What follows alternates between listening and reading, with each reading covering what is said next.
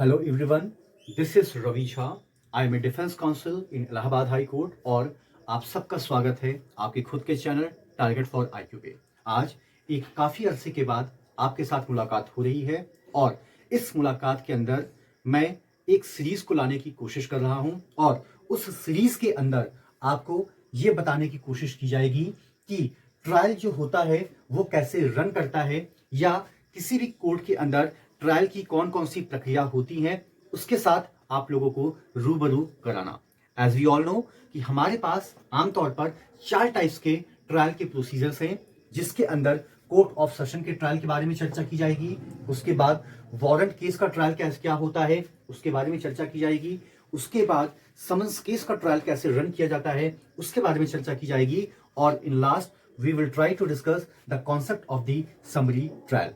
अब सवाल यहां पर यह होता है कि ट्रायल होता क्या है। तो आमतौर पे जब कभी भी एक व्यक्ति एक ऑफेंस को कमिट करता है एज पर the version of the FIR, तो सिर्फ इस आधार पे उस व्यक्ति को दोषी तो नहीं मान लिया जा सकता है। ऐसा हो सकता है कि आगे चल के वो व्यक्ति बाइज्जत बरी भी किया जा सकता हो। तो इन सारी चीजों को ध्यान में रखते हुए आमतौर पर ट्रायल किया जाता है, यानी कि सत्र विचारण किया जाता है, जिस आधार पे प्रोसिक्यूशन और डिफेंस दोनों मिलकर अपनी अपनी बातों को सिद्ध करने की कोशिश करते हैं। जहां पर एक तरफ प्रोसिक्यूशन का ऑब्जेक्ट ये होता है कि बियॉन्ड द रीजनेबल डाउट, यानी कि संदेह के परे जाकर वो ये सिद्ध कर सके कि हाँ ये वही व्यक्ति है जिसके द्वारा एक ऑफेंस को कमिट किया गया है। वहीं दूसरी तरफ डिफेंस का एक सिंगल मोटो या एक सिंगल ऑब्जेक्ट होता है कि पहली बात ये कि मेरा क्लाइंट बेगुनाह है, निर्दोष है और उसे जानबूझकर फंसाया गया है। और अगर इसमें वो काफी हद तक सक्सीड नहीं कर पाता है तो आमतौर पर वो उस केस को किसी भी तरीके से राइट ऑफ प्राइवेट डिफेंस के दायरे में लाने की कोशिश करता है कि मेरे मुवक्किल के पास इसके अलावा और कोई भी विकल्प नहीं था। तो कुल मिला के अगर मैं आपसे ये कहूं कि ट्रायल उस प्रक्रिया का नाम है जिस प्रक्रिया के तहत एक व्यक्ति के ऊपर लगाए गए आरोपों को सिद्ध करने की कोशिश की जाती है और इस आधार पर निर्णय किया जाता है कि उस व्यक्ति को एक्विट करना है या उस व्यक्ति को कन्विक्ट करना है, तो यह कहना बिल्कुल भी गलत नहीं होगा। अब अगर हम ट्रायल के कॉन्सेप्ट को समझें तो कोर्ट ऑफ सेशन के ट्रायल के बारे में आज की इस क्लास के अंदर मैं आपके साथ चर्चा करूंगा, जो आपका एग्जाम के दृष्टिकोण से एक बहुत ही महत्वपूर्ण पार्ट है। अगर आपने किसी भी पब्लिकेशंस का प्रीवियस ईयर का मल्टीपल चॉइस क्वेश्चंस देखा हो तो ये जो पूरा का पूरा चैप्टर्स है या ये जो 4 टाइप्स के ट्रायल हैं जिसका जिक्र मैंने अभी थोड़ी देर पहले आपके साथ किया है, इसके अंदर से आपके ऑब्जेक्टिव सवाल भी पूछे जाते हैं।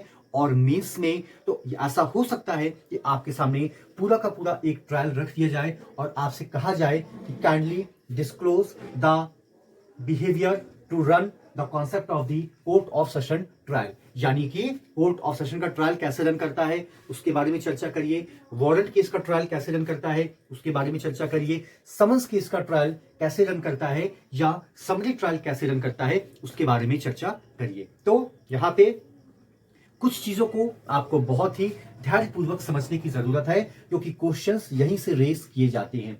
सबसे पहले तो आपको ये पता होना चाहिए कि कोर्ट ऑफ सेशन के ट्रायल का जिक्र सीआरपीसी के चैप्टर नंबर 18 में किया गया है, पहली बात।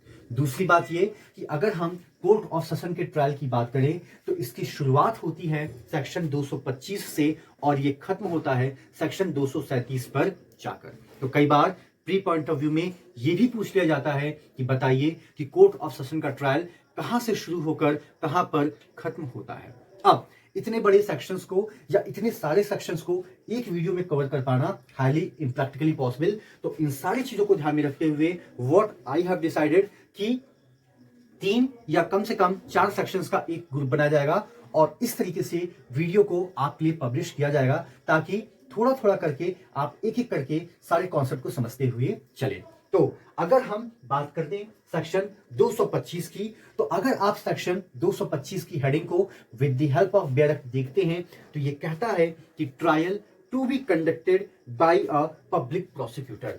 अगर हम सिर्फ इसकी हेडिंग पर विचार करें तो 225 ये कहता है कि किसी भी कोर्ट ऑफ सेशन के अंदर जिस ट्रायल की शुरुआत होती है वो इनिशियली पब्लिक प्रोसिक्यूटर के द्वारा किया जाता है, लेकिन इसका मतलब ये नहीं कि वहां पर डिफेंस काउंसिल की गैर मौजूदगी होगी या पूरे के पूरे ट्रायल के दौरान डिफेंस काउंसिल वहां पर अवेलेबल ही नहीं होगा। ये कहना बिल्कुल भी गलत होगा। तो यहां पे सिर्फ और सिर्फ आपको यह ध्यान देने की जरूरत है कि in every trial before a court of session the prosecutions shall be conducted by a public prosecutor. तो आप चाहें तो आप इस लाइन के ऊपर फोकस करिए। तो ये लाइन अपने आप में एक बात को बयां कर रही है और वो कहना क्या चाह रही है कि आमतौर पर जो प्रोसिक्यूशन होता है या अभियोजन होता है, ये उसकी जिम्मेदारी होती है कि बियॉन्ड दी रीजनेबल डाउट जाकर वो कोर्ट को ये कन्विंस कर सके कि हाँ ये वही व्यक्ति है जिसने उस अपराध को कमिट किया है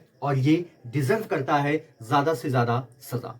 तो यहां पर पब्लिक प्रोसिक्यूटर की आमतौर पर एक जिम्मेदारी होती है, अभियोजन पक्ष की एक जिम्मेदारी होती है कि संदेह के परे जाकर वो कोर्ट को काफी हद तक ही नहीं बल्कि बियॉन्ड दी रीजनेबल डाउट तक वो उसको कन्विंस करे कि that person is who has committed a certain kind of offence, यानी ये वही व्यक्ति है जिसके द्वारा उस अपराध को कमिट किया गया है। अब अगर हम बात करें सेक्शन 226 की तो ये बात करता है opening case for the prosecutions, यानी कि जब कभी भी कोर्ट ऑफ सेशन में किसी भी ट्रायल को रन किया जाता है या उसकी शुरुआत की जाती है तो जो ओपनिंग स्टेटमेंट होता है ना, वो ओपनिंग स्टेटमेंट आमतौर पर ही नहीं बल्कि हमेशा आपका पब्लिक प्रोसिक्यूटर के द्वारा ही शुरुआत की जाती है। लेकिन यहां पर एक छोटा सा पॉइंट है जिसको समझने की आपको जरूरत है। क्या परंपरा ये कहती है कि कोर्ट ऑफ सेशन डायरेक्टली किसी केस को ट्रायल करेगा? तो जवाब है नहीं। क्यों?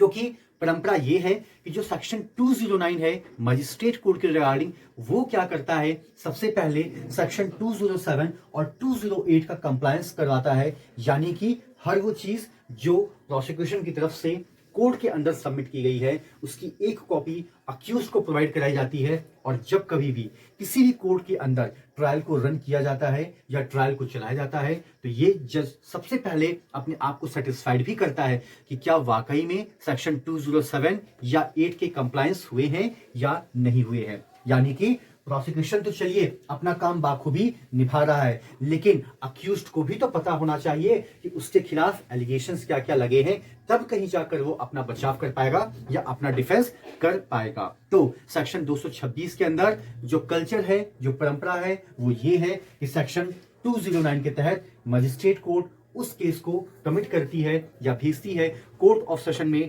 ट्रायल के लिए। और जब कोर्ट ऑफ सेशन में इस केस के ट्रायल की शुरुआत होती है तो ये जिम्मेदारी होती है पब्लिक प्रोसिक्यूटर की कि वो सबसे पहले कोर्ट को उस व्यक्ति जो कि एक अपराधी के रूप में कोर्ट के सामने पेश किया गया है वो ये बताने की कोशिश करता है कि ये जो व्यक्ति लाया गया है इसके ऊपर कौन कौन से आरोप लगे हैं या इसके ऊपर कौन कौन सी धाराएं लगी हैं। और इसके साथ ही वो ये भी बताने की कोशिश करता है कि मेरे पास यानी कि प्रोसिक्यूशन के पास इस व्यक्ति के खिलाफ वो कौन कौन से सबूत या गवाह हैं जिस आधार पे मैं ये दावा कर सकता हूं कि अगर मुझे पूरा मौका दिया गया तो मैं इस व्यक्ति को अपराधी सिद्ध कर सकता हूं। ये एक छोटी सी बात सेक्शन 226 में कही गई है। ठीक है। अब अगर आप सेक्शन 227 को देखते हैं तो ये बात करता है डिस्चार्ज के बारे में। अब सवाल होता यह है कि डिस्चार्ज क्या है। एज वी ऑल नो कि जब कभी भी ट्रायल की शुरुआत होती है तो एक परंपरा के बाद आमतौर पे कोर्ट के द्वारा एक अक्यूज्ड के ऊपर चार्जेस को फ्रेम किया जाता है और उन्हीं चार्जेस को ध्यान में रखते हुए पूरे के पूरे ट्रायल को रन किया जाता है। और चार्जेस किस आधार पर फ्रेम किया जाता है? चार्जेस उस आधार पर फ्रेम किया जाता है जो डॉक्यूमेंट्स कोर्ट के अंदर सबमिट किए गए हैं। चार्जेस उन आधार पर फ्रेम किया जाता है जो केस डायरी कोर्ट के अंदर सबमिट की गई है। चार्जेस उस आधार पर फ्रेम किया जाता है जो सबमिशन प्रोसिक्यूशन या डिफेंस के द्वारा कोर्ट के अंदर पेश किए जाते हैं। और आपका जो चार्जेस होते हैं वो उस आधार पर आपका फ्रेम किया जाता है जब कोर्ट को लगता है कि वाकई देयर माइट बी पॉसिबिलिटी कि आने वाले वक्त में अगर इस केस को ट्रायल पे लिया जाए तो ऐसा हो सकता है कि इस व्यक्ति के खिलाफ आरोप सिद्ध हो जाए और इसको सजा भी दी जा सके। लेकिन यहाँ पे हम बात कर रहे हैं डिस्चार्ज की। तो डिस्चार्ज का मतलब ये होता है कि जब कभी भी कोर्ट के सामने सारे के सारे डॉक्यूमेंट्स पेश किए जाते हैं जिसके ऊपर कोर्ट विचार और विमर्श करती है, उसके बाद अगर कोर्ट के सामने किसी भी तरह का कोई सबमिशन है, चाहे वो सबमिशन प्रोसिक्यूशन की तरफ से हो और चाहे वो सबमिशन डिफेंस काउंसिल की तरफ से हो, तो कोर्ट उन सारी बातों को भी ध्यान में रखती है। इसके अलावा हर वो चीज जो कोर्ट के सामने पेश की गई हैं, और अगर उन सारी की सारी चीजों को देखने के बाद कोर्ट को ये लगता है कि इस व्यक्ति के खिलाफ एक भी ग्राउंड नहीं है कि हम एक ट्रायल की शुरुआत कर सकें, या हमें एक भी चीज ऐसी नहीं मिल रही है जिस आधार पर हम चार्जेस को फ्रेम कर सकें, तो आमतौर पे जो जजेस होते हैं वो क्या करते हैं, उस व्यक्ति को डिस्चार्ज कर देते हैं। लेकिन जब कभी भी कोर्ट के द्वारा ऐसे अक्यूज को डिस्चार्ज किया जाता है तो आमतौर पे ये एक कोर्ट की जिम्मेदारी भी होती है कि वो उन रीजंस का भी जिक्र करती है जिस आधार पर उस व्यक्ति को डिस्चार्ज किया गया है। तो आज की क्लास में हम लोगों ने सेक्शन 225, 26 और 27 के कॉन्सेप्ट को पढ़ा है। अब इस वीडियो का जो अगला पार्ट आएगा उसके अंदर हम सेक्शन 228 ऑनवर्ड्स डिस्कस करेंगे, जिसके अंदर सबसे महत्वपूर्ण पार्ट आपका होता है सेक्शन 228 जो बात करता है फ्रेमिंग ऑफ चार्जेस के रिगार्डिंग। ठीक है, और ये जो चीजें हैं ये आपके हर कॉम्पिटिटिव एग्जाम के दृष्टिकोण से महत्वपूर्ण है, चाहे वो आपका उत्तराखंड का हो, चाहे वो आपका एमपी का हो, चाहे वो आपका दिल्ली जुडिशियल सर्विस का हो, यानी कि हर वो स्टेट जिसके अंदर सीआरपीसी एज ए सब्जेक्ट के रूप में शामिल किया गया है, हर उस स्टेट्स के अंदर इसके अंदर से सवाल आते ही आते हैं, यानी कि आप इसको चाह कर भी नजरअंदाज नहीं कर सकते हैं। So this is all about the concept of section 225 plus section 226 plus section 227। ठीक है, बाकी की चीजें हम नेक्स्ट वीडियो के अंदर कंटिन्यू करेंगे। Thank you so much to all of you for all your love, support to the team of Target for IQ. Thank you so much.